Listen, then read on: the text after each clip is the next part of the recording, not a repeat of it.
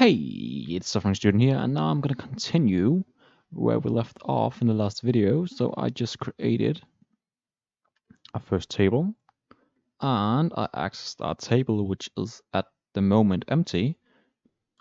And then what we're gonna do is we're gonna be inserting. So we're gonna be insert into, and then the table we're gonna be inserting into, in this case, our user table.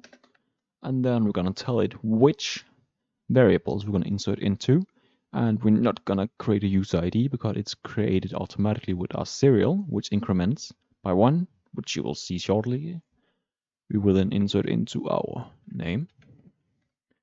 We will insert into our age, and we will do a created on, because we are acting as right now as we're creating a new user, but the user have never logged in yet. So what we would then do is we would do values, and we would then give it some values. So for name, I will use a string, which we need to do with these single quotation marks. And I will just do Daniel. And age, let's just put 20 for some reason. And then for created on, I will use a command, or it's kind of like a method where we'll just do now. Parentheses, 2 of them. There we go. And of course, a semicolon at the end. So now I would mark this area. I would run it.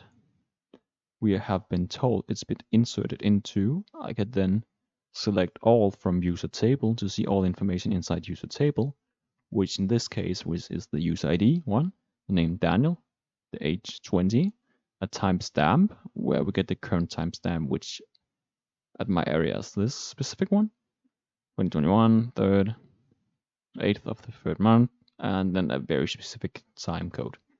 And a null value for last login because I have never logged into my system yet. But let's actually add another user just to at least demonstrate that.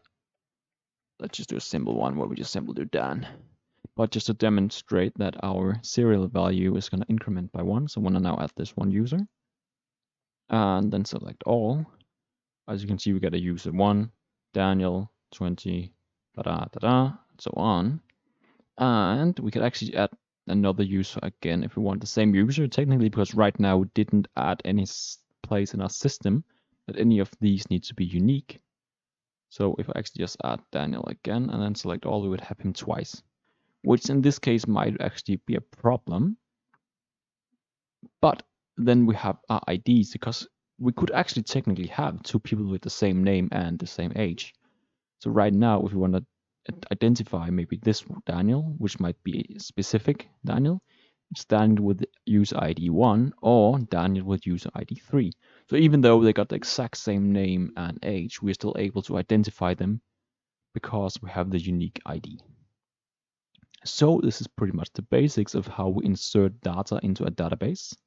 We do insert into table, where we'll be inserting into, and the values into these specific areas.